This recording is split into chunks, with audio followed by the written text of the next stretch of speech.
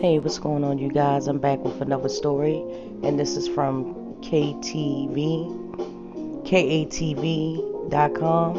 and it says test from 1993, killing reveal another man's DNA other than the executed Arkansas inmate. Okay, this is Little Rock.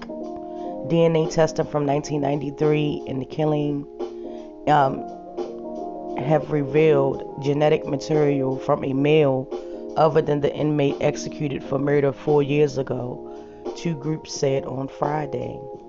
The American Civil Liberties Union and the Innocence Project released summaries of the testing of evidence from the 1993 murder of Deborah Reese and Liddell Lee, who was convicted of her murder, was one of the four inmates executed by Arkansas in 2017. The city of Jacksonville last year agreed to allow new tests on fingerprints and DNA evidence after the group had sued. The group said the testing revealed DNA material from an unknown male other than Lee on the wooden club used to kill Reese and the bloody shirt that was wrapped around it. The group said DNA profile did not match any in the national database. The group also said that 5 fingerprints that had been discovered at the crime scene in 1993 were run into a national database but remained unidentified.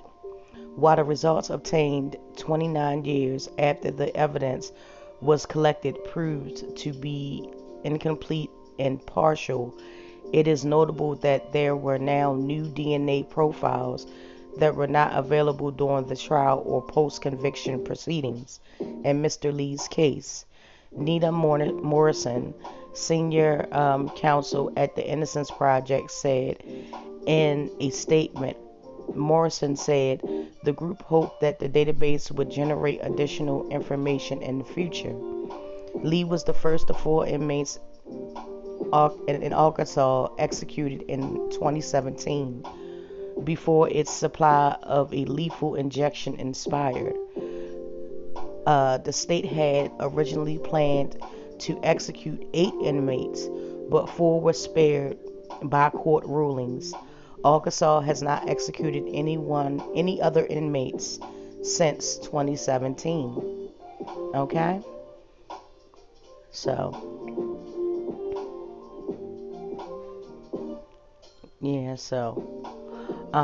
they do have more. Let me see if I can try to get on this as well. It says Arkansas governor reacts to new DNA evidence in executed inmate's case.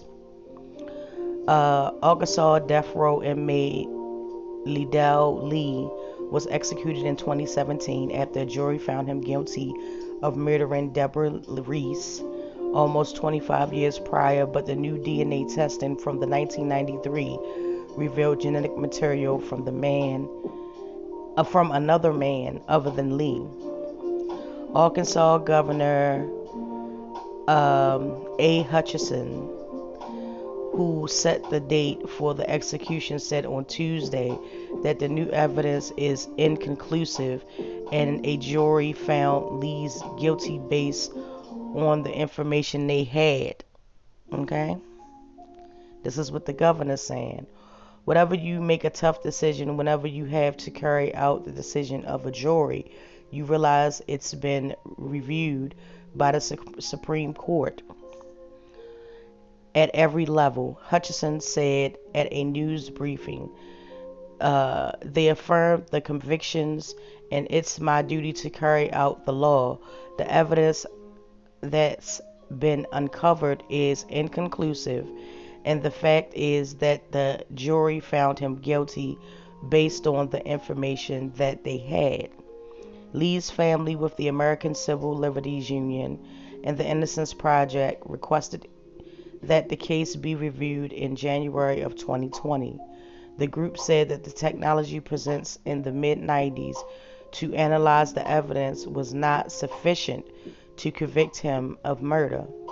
Last year, the city of Jacksonville agreed to allow new tests on fingerprints and DNA evidence after the group sued.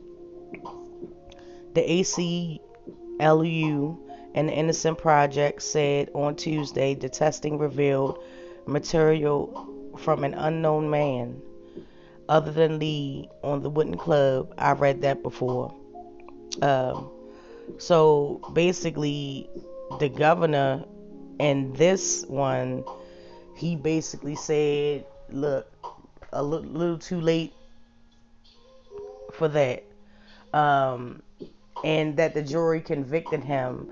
There's been many cases, recent and past, where a person was on death row and they were spared because of new DNA evidence from the Innocence Project.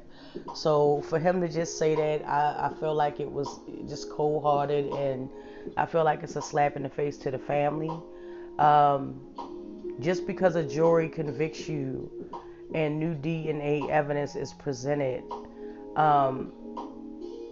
and it's found that other material, other DNA and the fingerprints were at the scene but were never identified, you should at least pardon that man.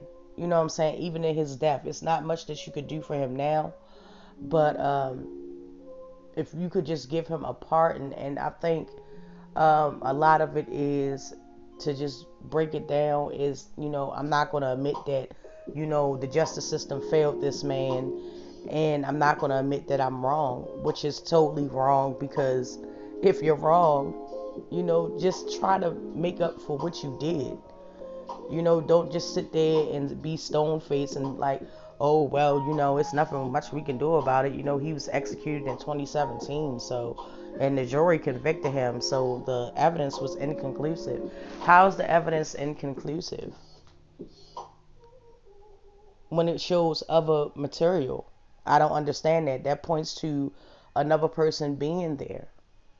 That points to another person, being at the scene of the crime and could have been, involved, possibly. But, just to save face, the governor comes out and says that. Ultimately, my opinion is I'm just saddened that, this happened 4 years after his death. I wish they would have caught it sooner.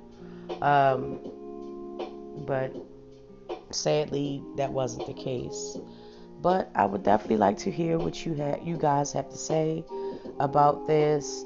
I do stories. If you have any stories, you can send it to my IG at Madam8181.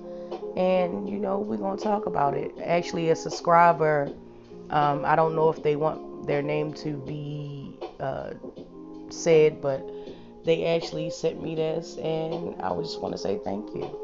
So let's get it going. Let's get the dialogue and chat, and talk about this. But until then, you guys,